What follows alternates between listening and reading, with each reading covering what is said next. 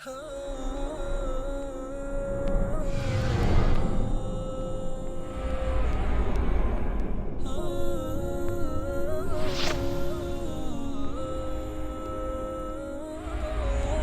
التعاوني للدعوة والإرشاد وتوعية الجاليات بالأحساء.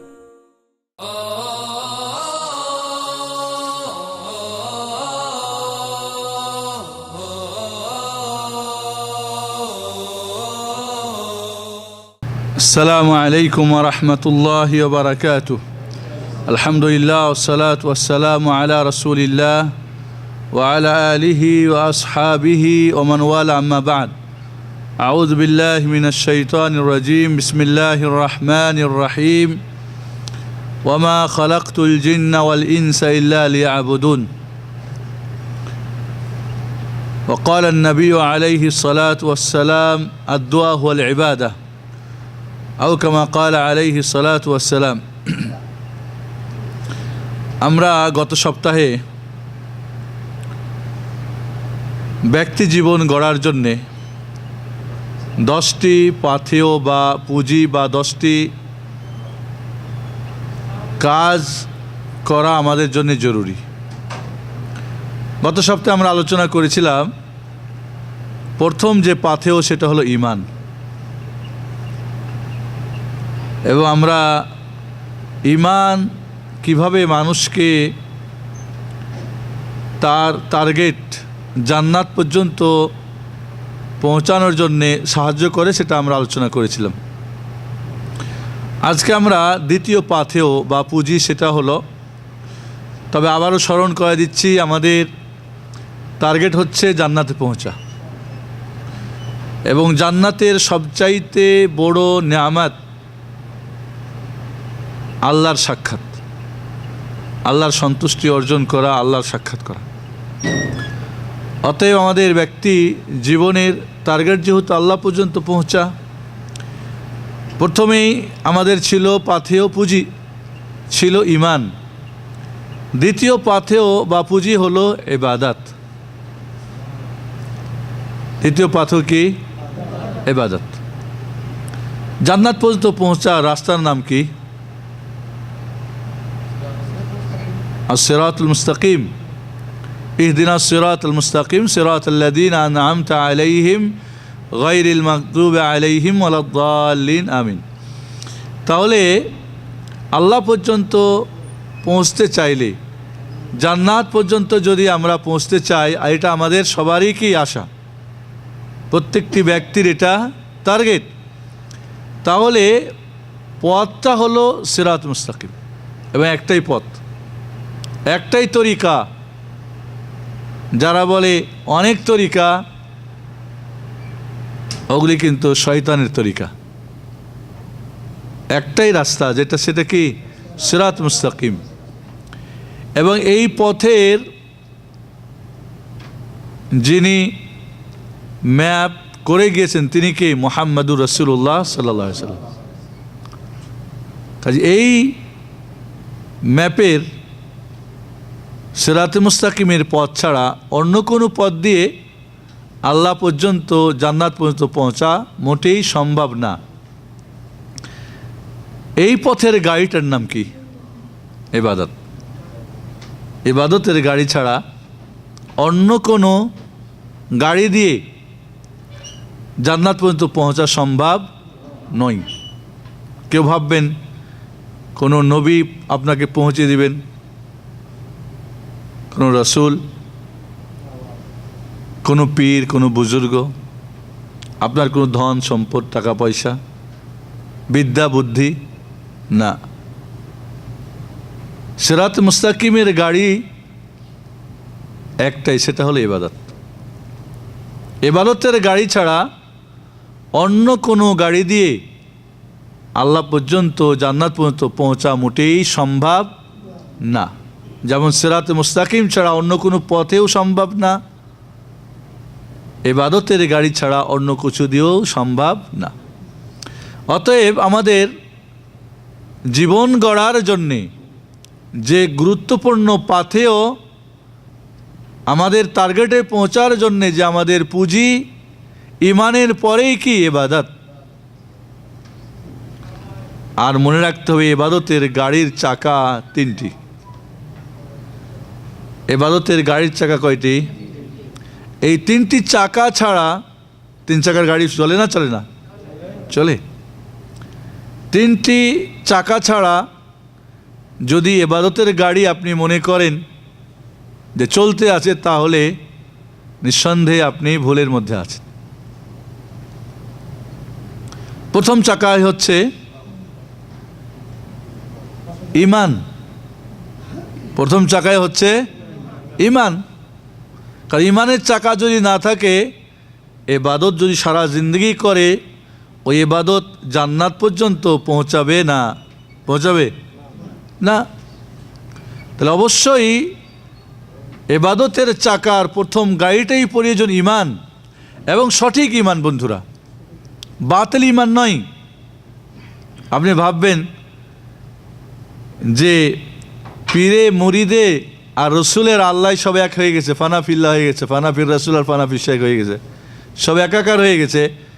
এমন শিরকি কুফুরি আকিদা দিয়ে, ঈমান দিয়ে আপনি ইবাদত করবেন আর আল্লাহ পর্যন্ত পৌঁছে যাবেন?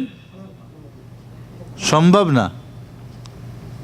2 নম্বর চাকাটা হচ্ছে ইখলাস। অর্থাৎ ইবাদতটা কার জন্য হতে হবে? একমাত্র আল্লাহর জন্য। দুনিয়ার কোনো মান সম্মান, টাকা পয়সা, গদি, নারী গাড়ি, ইমারত, দৌলত বা আওরাত বা কিছু আপনি ধান্দা করবেন, বা নাম, প্রসিদ্ধি, খ্যাতি, তাহলে ওই গাড়ি আপনাকে নিবে না কোথায়? জান্নাত পর্যন্ত। কারণ ওর চাকার পাম্প নাই, পাঞ্চার, এটা গড়বে না। 3 নম্বর এই গাড়ির চাকা হলো ইত্তেবাউস সুন্নাহ। মুহাম্মদুর রাসূলুল্লাহ সাল্লাল্লাহু আলাইহি ওয়াসাল্লামের একচ্ছত্র সুন্নতের অনুসরণ। তাহলে আপনি যখন গাড়িটা চালাবেন, ঈমানের চাকা লাগবে। ঈমানের চাকার সাথে আপনাকে লাগবে কি? ইখলাস, আল্লাহর জন্য হতে হবে। 3 নম্বরের চাকাটা রাসূলের তরিকা। কোনো পীর বুজুর্গ, কোনো খানকা, কোনো স্বপ্নের আর গবেষণা আর যার যা ইচ্ছে মতো আপনি মনে করে নেবেন আর বলবেন গাড়ি চলবে, তবে জান্নাত পর্যন্ত যাবে না, যাবে জাহান্নামের দিকে। বোঝা গেছে কথা? তাহলে ইবাদত ছাড়া জান্নাত পর্যন্ত, আল্লাহ পর্যন্ত পৌঁছা সম্ভব না। আর এই গাড়ির এই 3টি চাকা অবশ্যই ঈমান, ইখলাস, সুন্নাহ, তরিকাতুর নবী আলাইহিস, তরিকাতুস সুন্নাহ, নবী আলাইহিস সালাম।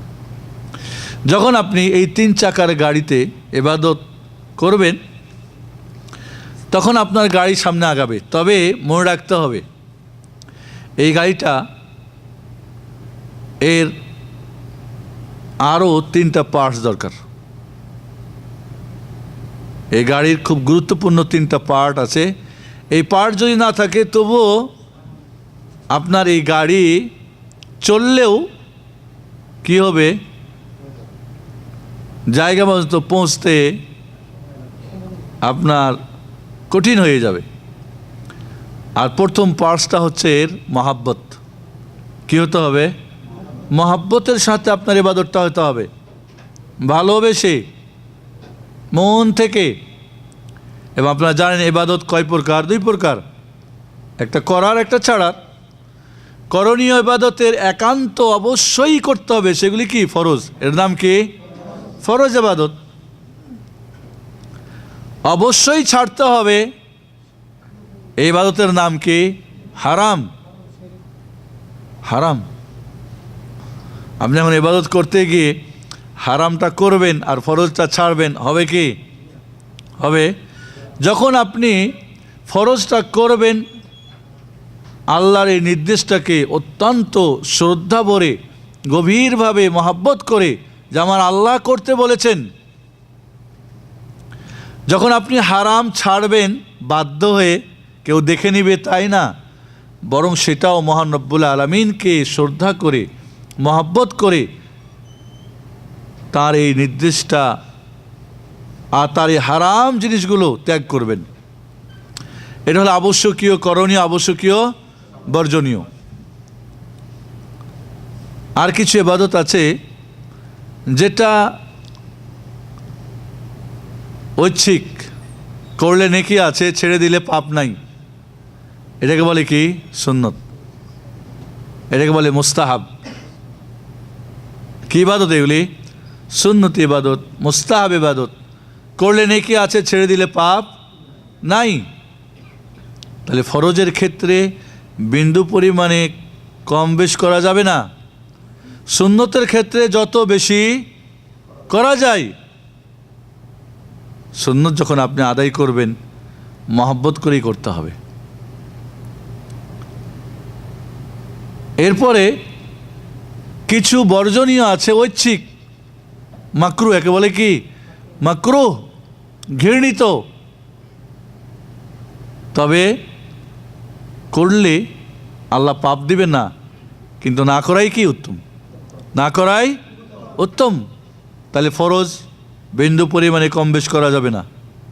হারাম করার ব্যাপারে বিন্দু পরিমাণে ছাড়ার ব্যাপারে কম বেশ করা যাবে না। মিয়া সুন্নত যত বেশি করতে পারেন, আনলিমিটেড। তবে কোরআন সুন্নাহর আলোকে ইচ্ছা মতো বানিয়ে নেবেন সুন্নত, তা না। মাকরুহ যত জীবন থেকে একে দূরে রাখা যায়।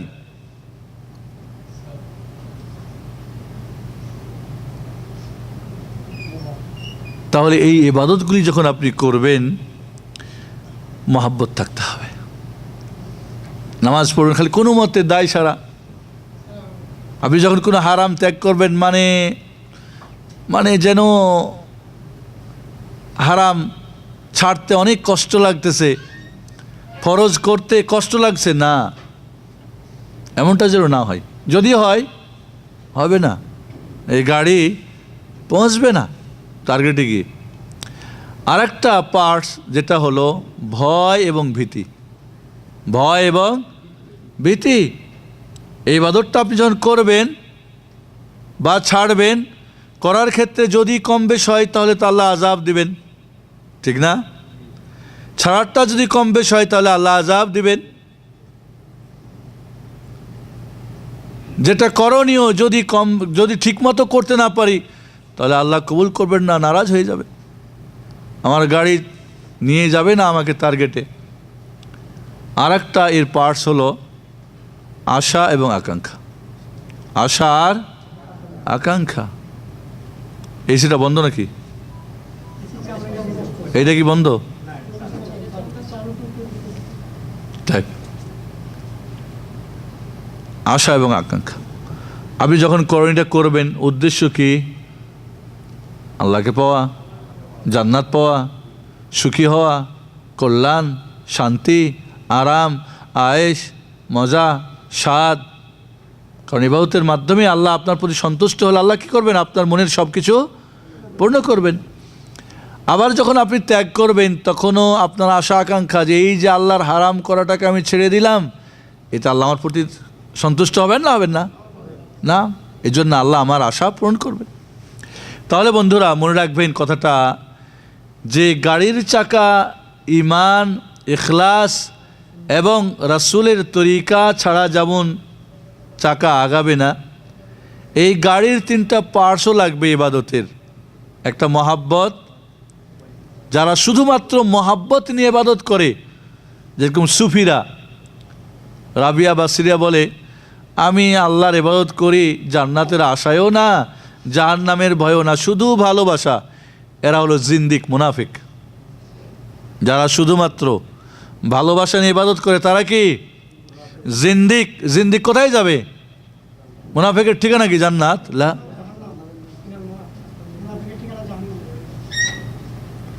যারা শুধুমাত্র মহাব্বত নিয়ে ইবাদত করে তাদেরকে বলা হয় জিন্দিক, মুনাফিকেরা। মহাব্বত দেখাই, বাইরে দেখাই মহাব্বত, ভিতরে খালি খালি। বাইরে খুবই ফিটফাট দাবিতে, কথায়, কাজ, এতে, কিন্তু ভিতরে কি? সদরঘাট। নেবেন না আল্লাহ রাব্বুল আলামিন। যারা শুধু আশা আকাঙ্ক্ষা নিয়ে ইবাদত করে এদেরকে বলে মুরজিয়া। কি বলে এদেরকে? যারা বলে ইমান বাড়েও না কমেও না, আশা নিয়ে করতেছি, পাপ করলে মাফি মুশকিল, কারণ পাপে ইমান বাড়েও না কমে না, ইমান বাড়ে না কমে না। আশা নিয়ে আল্লাহ গফুরুর রাহিম মাফ করবে এরকম একটা আশা নিয়ে শুধু করে, এরাকে বলা হয় মুরজিয়া। এরাও কি বাতিল? আরেকটা দল আছে শুধু ভয়, কয় মহাব্বতও করি না আর আশাও করি না, শুধু কি ভয়ে আল্লাহর ইবাদত করি, এদেরকে বলা হয় খারেজি। এদের কি বলা হয়? আর তিনটাই হলো বাতিল। যারা মহাব্বত নিয়ে শুধু ইবাদত করে এরাও কি বাতিল, যারা শুধু ভয় নিয়ে করে তারাও খারেজি বাতিল, আর যারা আশা আকাঙ্ক্ষা নিয়ে করে মুরজিয়া তারাও বাতিল। হক কি? মহাব্বত, আশা আকাঙ্ক্ষা, ভয়ভীতি। ইন্নাহুম ইউসারিউনা ফিল খায়রাত। নবী রাসূলদের সম্পর্কে আল্লাহ বলছেন যে তারা কল্যাণের কাজে অগ্রগামী, প্রতিযোগিতাকারী। ওয়ায়াদউনানা রাগাবান ওয়া রাহাবা ওয়া কানু লানা খাশিঈন। এবং ভয় ভীতি আশা আকাঙ্ক্ষা নিয়ে আমাকে তারা আমরা ইবাদত করে আমাকে ডাকে। ওয়া কানু লানা খাশিঈন, এবং তারা ভয় ভীতি সহকারে আমার জন্য তারা ভয়ে ভীতু। তাতাজাফা জুনুবুহুম আনিল মাদাজি ইয়াদউনা রাব্বাহুম খাউফান ওয়া তামআ ওয়া মিম্মা রাযাকনাহুম ইউনফিকুন। তারা বিছানা ত্যাগ করে আশা আকাঙ্ক্ষা নিয়ে জেগে জেগে তারা নামাজ পড়ে। তাহলে আশাও থাকতে হবে, ভয়ও থাকতে হবে, মহব্বতও থাকতে হবে। এই পাশ যদি না থাকে ইবাদতের মধ্যে কাজ হবে না। বন্ধুরা, ইবাদত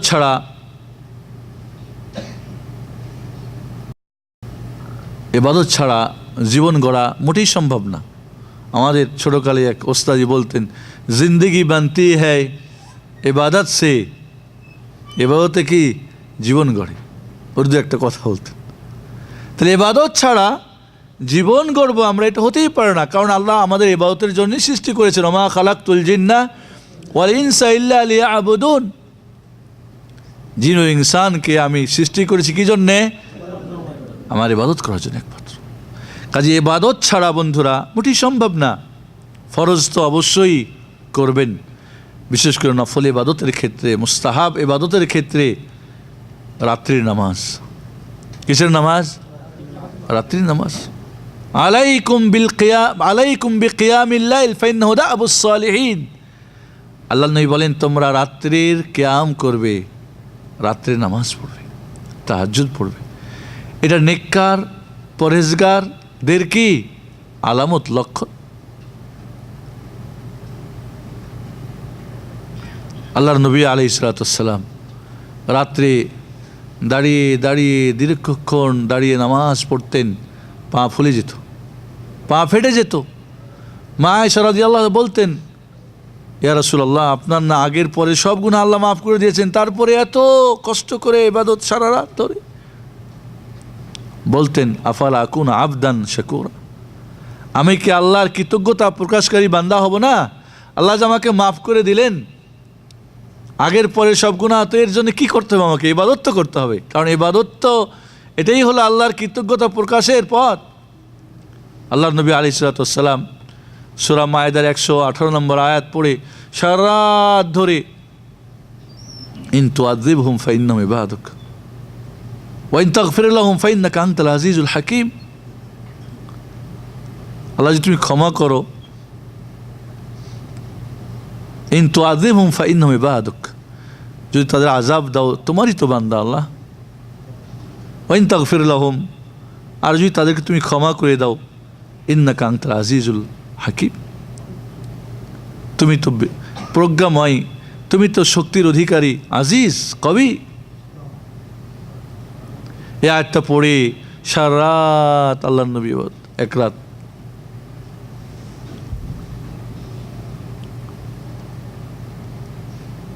মা আয়েশা সিদ্দিকা রাদিয়াল্লাহু তাআলা আনহা সূরা ইউসুফের লাকাদ মান্নাল্লাহু আলাইনা ইন্নাহু মান ইয়াত্তাকি ওয়া ইয়াসবির ইন্নাল্লাহা লা ইউদিউ আজরাল মুহসিনিন,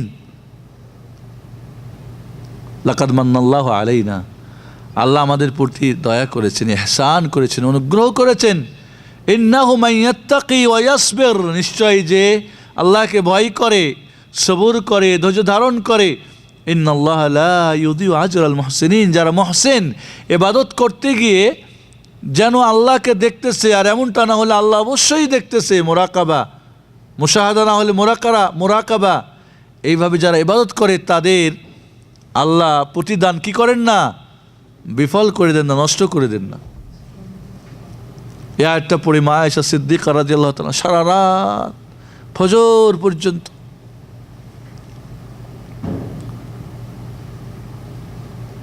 সুলাইমান আত-তাইমি একজন বলেন যে মসজিদে এশার নামাজের পরে তার সঙ্গে আমার একটা দরকার ছিল, তো এশার নামাজের পরে দেখলাম উনি নামাজে দাঁড়িয়ে গেলেন। ভাবলাম কিছুক্ষণ বসে থেকে যে তার নামাজ শেষ হলে কথা বলবো। দেখি উনি সূরা মুলকের ২৭ নম্বর আয়াত, ফালাম্মা রাআউহু যুলফাতান সিয়াত ওয়ুজুহুল লাযিনা কাফারু ওয়া কিলা হাযাল্লাযী কুনতুম বিহি তাদউন, যখন তারা দেখবে তাদের ওয়াদা আসন্ন, কিয়ামত হাজির হয়ে যাবে যেদিন তারা, তখন কাফেরদের চেহারাগুলি মলিন হয়ে যাবে। বলা হবে এটাই তো তোমরা চাইতে, হ্যাঁ কই কিয়ামত হয়, কই আল্লাহ বলে জিন্দা করবে, কই বলে হিসাব নিকাশ হবে, যেদিন চলে আসবে সেদিন কি সিয়াত উজুহুল লাযিনা কাফারু, কাফেরদের চোখ মলিন, কি মুখ কি হয়ে যাবে, কালা হয়ে যাবে, মলিন হয়ে যাবে। এই আয়াতটা পড়ে বলে কিছু মনে করলাম তাহলে যাই ঘুরে টুরে আসি। ফজরের আগে এসে দেখি কি করতেছে, ওই একটা আয়াত দিয়ে সারা রাত দাঁড়িয়ে দাঁড়িয়ে ইবাদত করতেছে, নামাজ পড়তেছে। আল্লাহু আকবার। আবু হুরায়রা রাদিয়াল্লাহু তাআলা আনহু তার বাড়িতে রাত্রির নামাজের জন্য ভাগ করে নিয়েছিলেন। কিছু সময় তিনি, কিছু সময় তার স্ত্রী, ছেলে মেয়ে, কিছু সময় তার বাড়ির কাজের মেয়ে ভাগ করে সারা রাত ধরে নামাজ পড়তেন। ওমর ফারুক রাদিয়াল্লাহু তাআলা আনহু মধ্যরাতের পরে উঠে যেতেন, নামাজ পড়তে থাকতেন লম্বা করে। ফজরের আগে যখন 1 ঘন্টা বাকি থাকতো, ছেলে মেয়েকে সবাইকে জাগাতেন, ইয়া আল্লাহ সাল্লি, এবং পড়তেন কোরআনের আয়াত, ওয়া'মুর আহলাকা বিস-সালাতি ওয়াসতাবির আলাইহা, পরিবারকে নামাজের নির্দেশ করুন এবং সবুর করুন। জায়গায় নিয়ে সবাইকে নিয়ে নামাজ পড়তেন। আবু বকর রাদিয়াল্লাহু তাআলা আনহু নামাজ না পড়ে ঘুমাতেন না। এইভাবে আল্লাহর নবী আলাইহিস সালাতু ওয়াস সালাম আব্দুল্লাহ বিন ওমর সম্পর্কে বলেন, নি'মা রাজুল আব্দুল্লাহ বিন ওমর লাউ কানা ইউসাল্লি ফিল লাইল আও লাউ কানা ইয়াকুমুল লাইল। আব্দুল্লাহ বিন ওমর একটা স্বপ্ন দেখেছিলেন। তার বোন হাফসা রাদিয়াল্লাহু তাআলা রাসূলের স্ত্রীকে বললেন এই স্বপ্নটা আল্লাহর নবীর কাছে জিজ্ঞেস করবেন। এই স্বপ্নের যখন আল্লাহর নবী শুনলেন, বললেন আব্দুল্লাহ খুব ভালো মানুষ, যদি রাত্রির নামাজ পড়ত। তার ছেলে সালেম বলেন,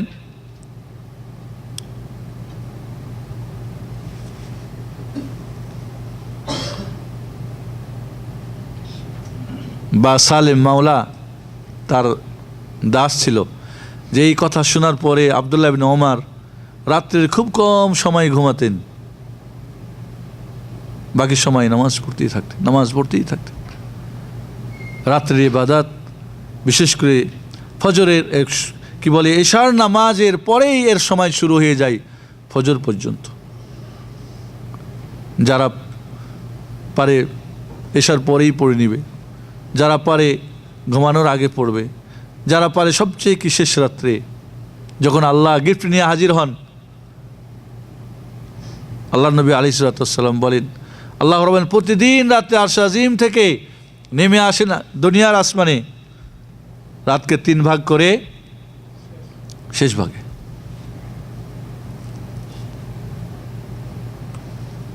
সেদিনকে হিসাব করতেছিলাম, 11:21 অর্ধেক হয়ে যায় রাত। রাতকে 6 ভাগ করবেন, করে প্রথম 3 ভাগ বাদ, অর্ধেক বাদ দিয়ে এরপরের চতুর্থ এবং পঞ্চম ভাগে ইবাদত করবেন, ষষ্ঠ ভাগ আবার একটু ঘুমাই নেবেন। এইভাবে আল্লাহর নবী আলাইহিস সালাতু ওয়াস সালাম, সাহাবায়ে কেরাম, সালাফে সালিহিনরা রাত জেগে জেগে তারা নামাজ পড়তেন। সুলাইমান একজন নেককার বলতেন যে রাত্রের নামাজ যদি না থাকতো তো বেঁচে থাকার আশাই করতাম না। রাত্রের নামাজ আছে বলেই আমার বেঁচে থাকা আশা করি, না হলে এই দুনিয়ায় থেকে লাভটা কি। আয়েশা রাদিয়াল্লাহু তাআলা আনহা সম্পর্কে আল্লাহ বলেন, ইন্নাহা সাওয়ামাতুন কাওয়ামা। আয়েশা সম্পর্কে কোনো কথা হচ্ছে, আল্লাহ বলেন ছাড়ো, ওর ব্যাপারে কথা বলো না। সাওয়ামা, রাত দিনে নামাজ কি করে রোজা রাখে, কাওয়ামা রাত্রি জেগে জেগে নামাজ পড়ে। আল্লাহর নবী আলাইহিস সালাতু ওয়াস সালাম যখন হাফসা রাদিয়াল্লাহু তাআলা আনহাকে তালাক দিয়ে দিলেন, কোনো বর্ণায় আছে তালাক দেওয়ার ইচ্ছা করলেন। হাফসা রাদিয়াল্লাহু আনহা ওমর ফারুকের মেয়ে, রাসূলের স্ত্রী। কোনো বর্ণায় আছে তালাক দিয়ে দিয়েছিলেন, কোনো বর্ণায় আছে তালাক দেওয়ার ইচ্ছা পোষণ করেছিলেন। আল্লাহ রাব্বুল আলামিন জিবরিল আমিনকে ডেকে বললেন, যাও আমার হাবিবকে গিয়ে বলো রাজিআহা ফাইন্নাহা সাওয়ামাতুন কাওয়ামা। রাসূলকে বলো জিবরিল গিয়ে যেন তাকে ফেরত নেয়, কারণ হাফসা রাদিয়াল্লাহু আনহা কি কাওয়ামা, সাওয়ামা, রাত্রে সিয়াম পালনকারিনী, আর রাত্রি জেগে নামাজ আদায়কারিনী। তাহলে এই দুনিয়ায় কেউ যদি বউ তালাক দিতে চায়, দেয়, তো আত্মীয় স্বজন বলে না রে ভাই রেখে দাও, ভুল করো না, আচ্ছা ঠিক আছে মাফ করো ইত্যাদি। আর হাফসা রাদিয়াল্লাহু আনহাকে স্বয়ং মহান রব্বুল আলামিন কেন ফেরত নিতে বললেন বা নিষেধ করলেন যেন তালাক না দেয়? কারণটা কি? কাওয়ামা সাওয়ামা। ওমিনাল লাইলি ফাতাহাজ্জাদ বিহি নাফিলাতান লাক আসা আন ইয়াবআসাকা রাব্বুকা মাকামান মাহমুদা। রাত্রি একটা অংশে আপনি কি করেন? তাহাজ্জুদের নামাজ পড়েন। নাফিলাতান লাক, এটা আপনার জন্য অতিরিক্ত, মানে রাসূলের জন্য এটা ওয়াজিব, ফরজ ছিল। রাত্রির কিয়ামুল লাইল কি রাসূলের জন্য ফরজ ছিল, উম্মতের জন্য সুন্নতে মুআক্কাদা।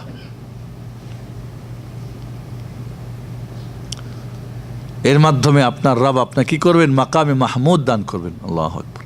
তাহলে কিয়ামতের মাঠে সবচেয়ে বড় সুপারিশ মুহাম্মদুর রাসূলুল্লাহ সাল্লাল্লাহু আলাইহি ওয়াসাল্লামের কে আল্লাহ দান করবেন। কারণটা কি? তাহাজ্জুদের নামাজ। তাহাজ্জুদের নামাজ। তাহলে তাহাজ্জুদের নামাজ আল্লাহর সঙ্গে মোনাজাত। আল্লাহ শেষ রাতে এসে ডাকতে থাকেন বান্দাকে, হাল মিন মুস্তাগফিরিন আগফিরুল্লাহ। কেউ আছো পাপ করেছো, অন্যায় করেছো, জুলুম করেছো, বা কোনো পাপে লিপ্ত হয়ে গেছো, চাও আমার কাছে ক্ষমা, তাকে ক্ষমা করে দেব। কেউ আছো তোমাদের রিজিক দরকার, টাকা ধন সম্পদ দরকার, চাও আমার কাছে, তাকে ধন সম্পদ দিয়ে দেব। কেউ আছো তোমাদের মধ্যে অসুস্থ, পীড়িত, নির্যাতিত বা মাজলুম বা যে কোনো, কার কি প্রয়োজন চাও, আমি আল্লাহ তোমাদের কি করব? দান করব। মহান রব্বুল আলামিন বান্দাকে ডেকে ডেকে গিফট দিতে চান। এর চাইতে বড় গিফট আর কি হতে পারে আল্লাহ রব্বুল আলামিনের জন্য? এবং যারা এর কিয়ামুল লাইল করবে তাদের ভাগ্যে জুটবে আল্লাহর দিদার, আল্লাহর সাক্ষাৎ জান্নাতে। হাসান বাসরি রহমতুল্লাহ আলাইকে জিজ্ঞেস করা হলো, যারা রাত্রি নামাজ পড়ে তাদের চেহারার মধ্যে সৌন্দর্য, লাবণ্যতা দেখা যায় কেন? বললেন, এরা যখন রাত্রির অন্ধকারে কালো অন্ধকারে যখন জেগে আল্লাহর সঙ্গে মোনাজাত করে, ইবাদত করে, নামাজ পড়ে, তাই আল্লাহ রব্বুল আলামিন তাদের চেহারার মধ্যে নূর, আলো দান করে দেয়, অন্তরের মধ্যে আলো দান করে দেয়। কবরে আলো দান করবেন, কিয়ামতের মাঠে দিবেন, এবং সর্বশেষ ফুলসিরাত পার হওয়ার জন্যে আলো দিয়ে তাদেরকে নাজাত দিয়ে জান্নাতে পৌঁছে দেবেন। এই জন্য যারা নামাজ পড়ে কিয়ামতের দিন কয়টা জিনিস পাবে?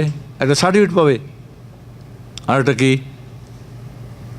আলো পাবে। ফুলসিরাত পার হওয়ার জন্য, আরেকটা কি নাজাত পাবে।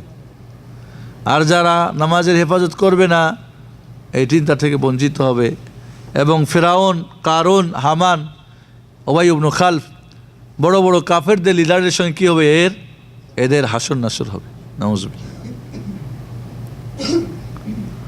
আবু মুসা আল খাওলানি রাত্রির নামাজে দাঁড়িয়ে যেতেন, পাশে একটা ছড়ি রাখতেন। যখন একটু ক্লান্ত হতেন ছড়ি দিয়ে পায়ের মধ্যে আঘাত করতেন। যখন ঘোড়া, উট বা গাধা, বাহন যখন না চলে, মারে না কয় বাহনের চাইতে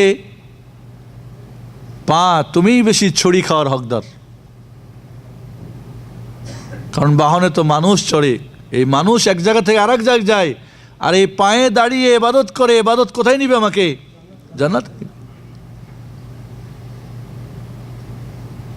এবং বলতেন আমাদের সাহাবা ইকরাম রাদিয়াল্লাহু তাআলা আনহুম যেন কথা জানতে পারে যে আমরা আমাদের পরবর্তীতে আমাদের মতো কিছু মানুষ রেখে গিয়েছিলাম।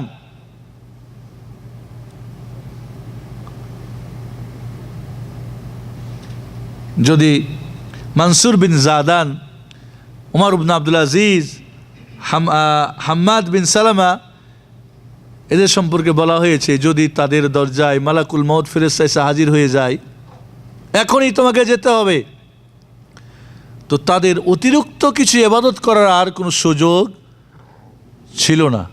কি বুঝলেন? মানে তাদের সময়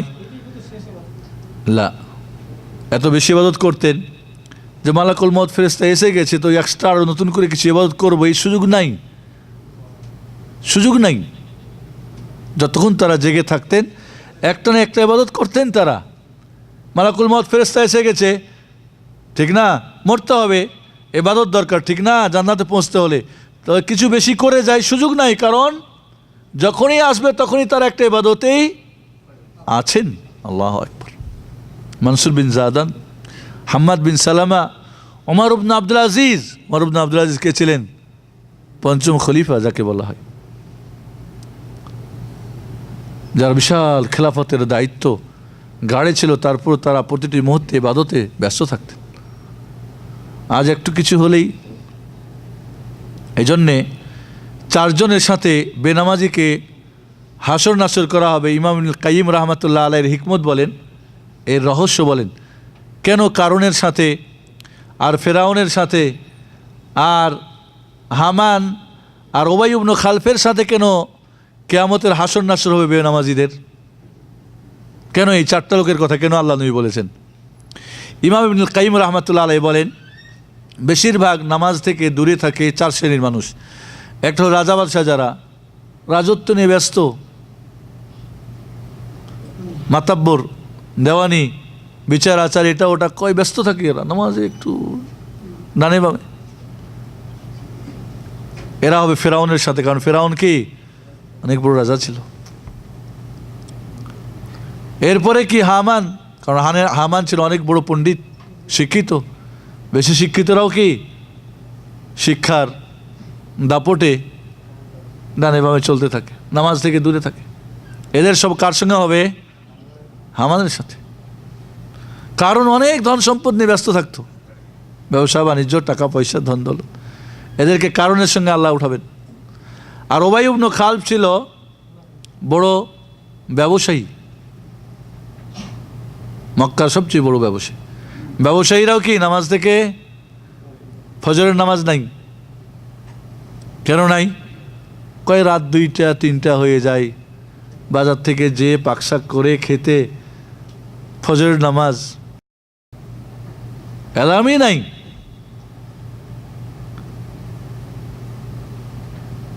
আবার ফজর পড়লে জোহর নাই, জোহর পড়লে আসর নাই, এইভাবে। এই জন্য চারজন ব্যক্তির নাম বলেছেন, একজন হলো রাজা, একজন বড় শিক্ষিত, একজন বড় ব্যবসায়ী, একজন অনেক ধনত্ববান ছিল। এই চার শ্রেণীর মানুষই কি বেশিরভাগ নামাজ থেকে দূরে থাকে এবং নামাজে অবহেলা প্রদর্শন করে। বন্ধুরা, তারা তাদের মিনিট না সেকেন্ড হিসাব করত, আমরা ঘন্টাও হিসাব করি না। তাদের জীবনকে গড়ার জন্যে ইবাদত দিয়ে সেকেন্ডে সেকেন্ডে ইবাদত, আমাদের ঘন্টার পর ঘন্টা চলে যায়, খবর নাই। একজন বলে ঘুমাইলে নাকি 12 ঘন্টা 13 ঘন্টা 14 ঘন্টা ঘুমাই ভাগে না, নাউজুবিল্লাহ। মানুষ আল্লাহর বান্দা জান্নাত পেতে চায়। বিশর ইবনে হাসান আস-সফি বাসরার মসজিদে 50 বছর ধরে প্রথম কাতারে একদিনও তার তাকবীরে তাহরিমা ছুটে নেই। 50 বছর প্রথম কাতারে তাকবীরে তাহরিমা সহ এক ওয়াক্তের তাকবীরে তাহরিমা আমের সঙ্গে কোনোদিন ছুটে নেই। সাইদ ইবনুল মুসাইয়িব, যাকে হামামাতু মসজিদ রাসূল বলা হতো, রাসূলে মসজিদ নববীর যাকে কবুতর বলা হতো। কবুতর কি করে বাসা থেকে উড়ে যায়, একটু আবার ঘুরে আসে, যায় আবার চলে আসে, দেখুন আবার আসে, মানে সবসময় যেন মসজিদেই কোনো একটু কাজে যেতেন, আবার মসজিদে এসে। হামামাতু মসজিদ রাসূলিল্লাহ বলা হতো। তিনি 50 বছর ধরে মসজিদ নববীতে এমন কোনো দিন, এমন কোনো ওয়াক্ত মুয়াজ্জিন আজান দেয় নাই যেই মুহূর্তে তিনি মসজিদ নববীর ভিতরে ছিলেন না। 50 বছরের কত ওয়াক্ত নামাজ হয়?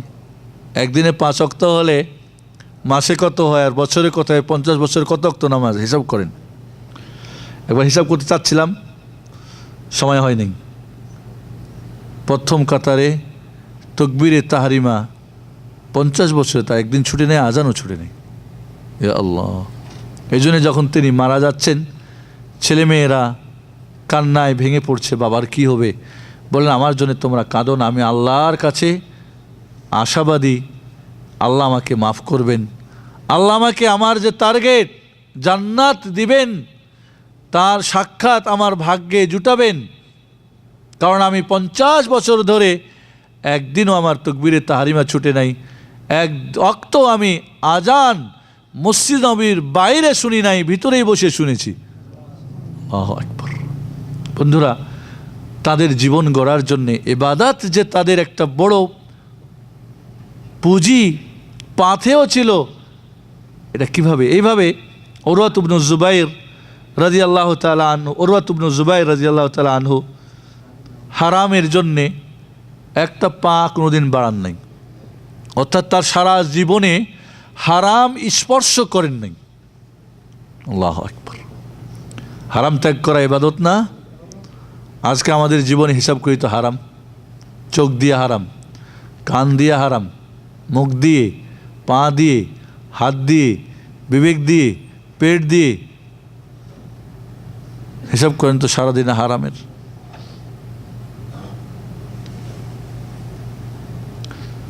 আব্দুল্লাহ ইবনে মুবারক তার সারা জীবনে সন্দেহ আছে এমন জিনিস কোনোদিন খান নাই। হারাম তো দূরের কথা, সন্দেহ থাকতে পারে, হতে পারে হালাল না হারাম, হতে পারে অন্যের কিনা, হতে পারে আমার জন্য জায়েজ কিনা, এমনটাও তিনি জিন্দেগিতে খান নাই। ইমাম বুখারী রাহমাতুল্লাহ আলাই তার পুরো জিন্দেগিতে কারো কোনো দিন গীবাত করেন নাই। বলতেন যে মহান রব্বুল আলামিন আমাকে কিয়ামতের দিন অন্য পাপের জন্যে গ্রেফতার করলেও গীবাতের জন্য আমাকে গ্রেফতার করতে পারবেন না। আল্লাহু আকবার! এত বড় চ্যালেঞ্জ, কারণ গীবাত করা হারাম, ঠিক না? হারাম ত্যাগ করা ইবাদত না? নাম ইবাদত। আবু ইসহাক আস-সুবাইয়ি তিনি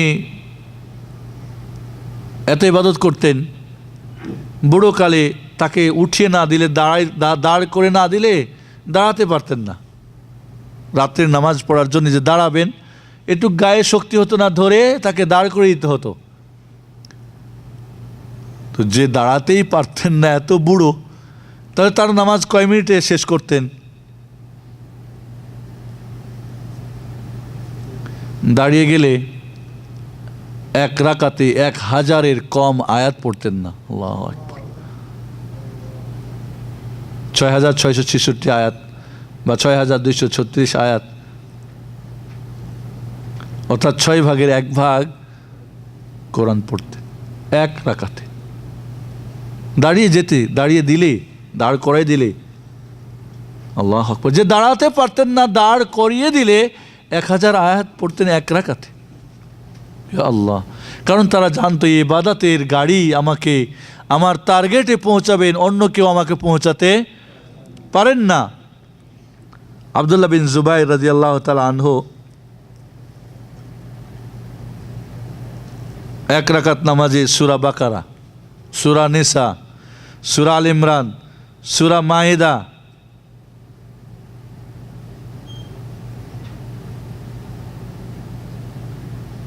না রুকুতে যেতেন। রুকুতে গিয়ে একজন মানুষ সূরা বাকারা, নিসা, আল ইমরান, মায়েদা পড়ে শেষ করছে, তার রুকুই শেষ হয় না, তাহলে সেজদা কত লম্বা, তাহলে তার কিয়ামটা, দাঁড়ানোটা আরও কত লম্বা। সূরা বাকারা 2.5 পারা, সূরা নিসা, সূরা আল ইমরান, মায়েদা।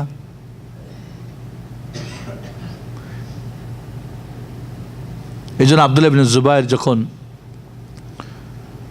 মসজিদুল হারামে নামাজ পড়তেছিলেন, তাকে হত্যা করার জন্যে হাজ্জাজ বিন ইউসুফের জালেম সৈন্যরা তাকে কিভাবে নিবে হারাম থেকে, কারণ নামাজ দাঁড়িয়ে গেছেন, খবর নাই কিছু, ক্রেন দিয়ে ওইখান থেকে উঠিয়ে তারপর নিয়ে গেছে তাকে হত্যা করার জন্য। ইমাম সাউরি, সুফিয়ান সাউরি মাগরিবের নামাজের পরে সেজদায় চলে গেছেন, এশার আজান হয়ে গেছে, সেজদা শেষ হয়নি। বন্ধুরা, এইভাবে আমাদের সালাফে সালিহিনরা তারা ইবাদতের পাথেও আল্লাহ পর্যন্ত, জান্নাত পর্যন্ত পৌঁছাবেন, এই ছিল তাদের টার্গেট, এই ছিল পুঁজি। কারণ তারা জানতো ইবাদত ছাড়া নবী, রসুল, পীর, বুজুর্গ আর টাকা পয়সা, ধন দৌলত আর আশা আকাঙ্ক্ষার এই সেই আর বংশ বুনিয়ার কেউ পৌঁছাতে পারবে না।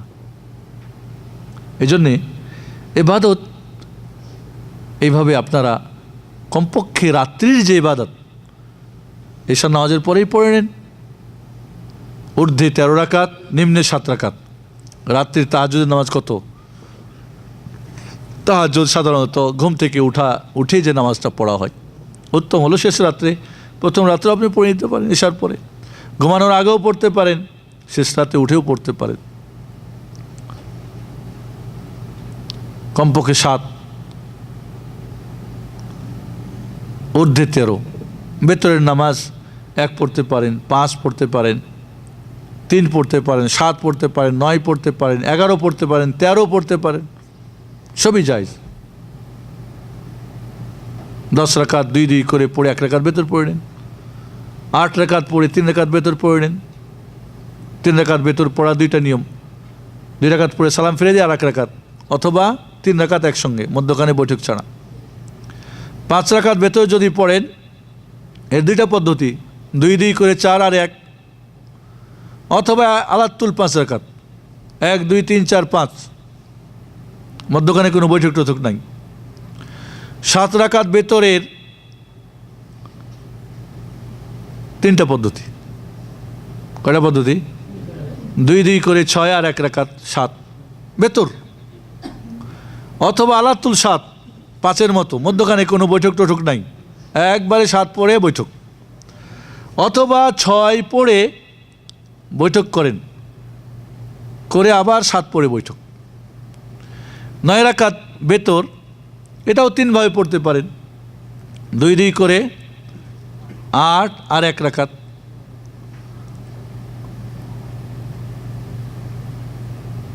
এর 2টা পদ্ধতি, 2 করে 8 আর 1 9। আরেকটা পদ্ধতি হলো 8 রাকাত পড়ে বৈঠক করবেন, করে পরে আবার 9ম রাকাত পড়ে বৈঠক করবেন। 11 রাকাতের দুই দুই করে 10 আর শেষে 1, এটাও বেতর। 13 রাকাত বেতর পড়ার নিয়ম হলো 2 2 করে 8 রাকাত পড়বেন আর 5 রাকাত একসঙ্গে পড়বেন। এরকম এটার পদ্ধতি আছে অনেক, মানে মোট কথা রাতের কমপক্ষে 7, 2 2 করে 4 পড়লেন, 3 রাকাত বেতর পড়লেন, অথবা 6 পড়লেন, 1 রাকাত বেতর পড়লেন, ঊর্ধ্বের 13। বেশিরভাগ আল্লাহর নবী আলাইহিস সালাতু ওয়াস সালাম 11 রাকাত কি রাতের নামাজ পড়তেন।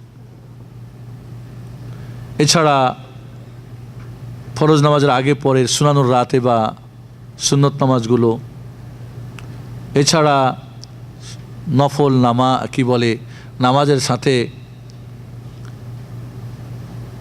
চাস্তের নামাজ রয়েছে। চাস্তের নামাজ 3 ভাবে পড়া যায়।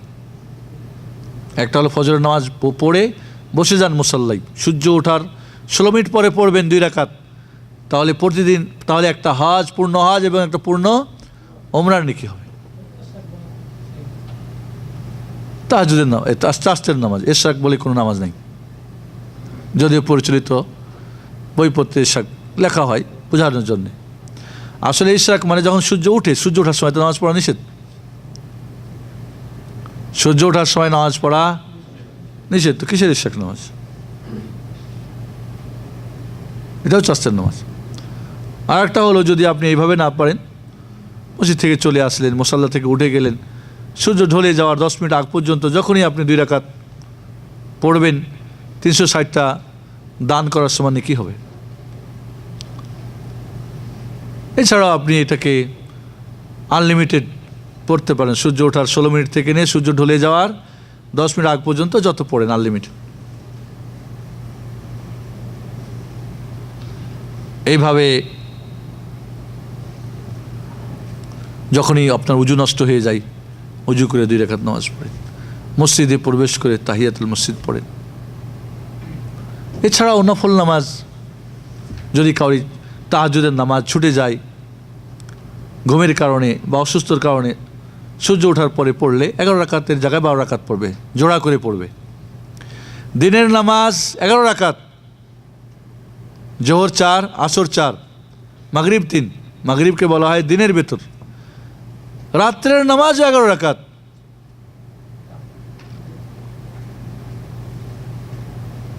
দুই দুই করে 8 আর 3 বেতর।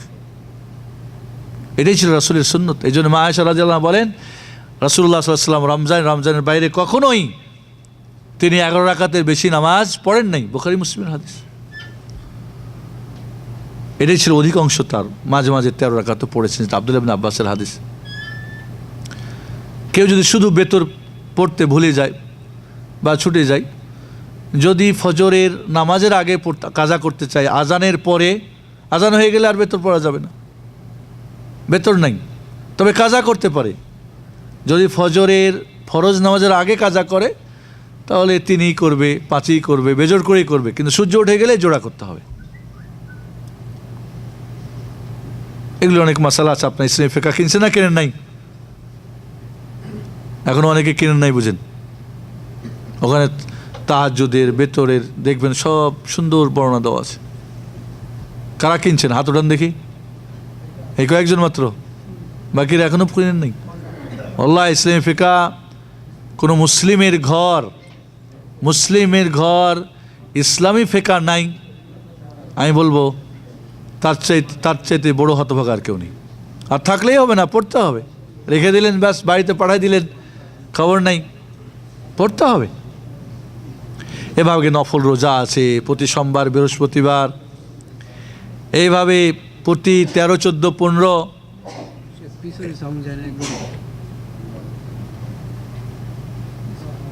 এইভাবে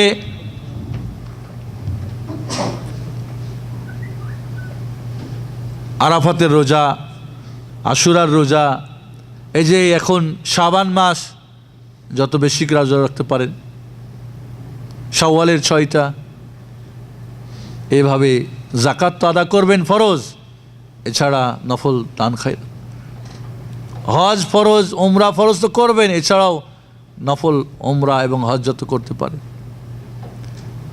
তাহলে প্রত্যেকটা ইবাদতের কি রয়েছে? ফরজের সাথে কি রয়েছে? নফল রয়েছে। এইভাবে আমরা সত্যি যদি আমাদের জীবন গড়তে চাই, টার্গেটে পৌঁছার জন্যে ইবাদতের পাথেয় ছাড়া, পুঁজি ছাড়া আল্লাহ পর্যন্ত পৌঁছা সম্ভব নয়। আসুন আমরা আমাদের ইবাদতের পুঁজি, ইবাদতের পাথেয়, ইবাদতের গাড়ি ছাড়া জান্নাত পর্যন্ত, আল্লাহ পর্যন্ত পৌঁছা সম্ভব নয়। আল্লাহ যেন আমাদেরকে ইবাদতকে আমাদের জীবনের, কারণ আমরা বান্দা, আমরা কি আব্দ? আব্দ যা করে তাই ইবাদত।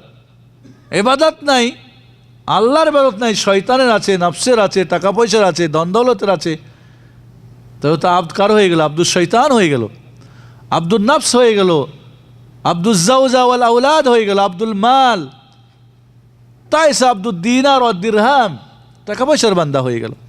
টাকা পয়সার বান্দা, ধন দৌলতের বান্দা, বিবি বাচ্চার বান্দা, চাকরি বাকরির বান্দা, ঘুম আরামায়েশের বান্দা, নফসের বান্দা, এর জীবন কখনোই গড়তে পারবে না। এ কখনোই জান্নাত পর্যন্ত, আল্লাহ পর্যন্ত পৌঁছতেই পারবে না।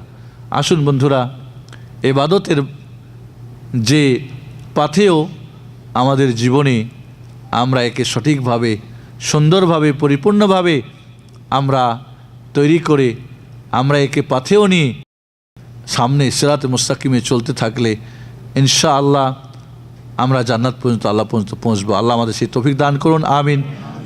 আকুলু কাউলি হাযা আস্তাগফিরুল্লাহ লি ওয়া লাকুম ওয়া লিসাইল মুসলিমিন আস্তাগফিরু সাবিনা মুহাম্মদ ওয়া আলা আলিহি ওয়া সাহবিহি আজমাইন।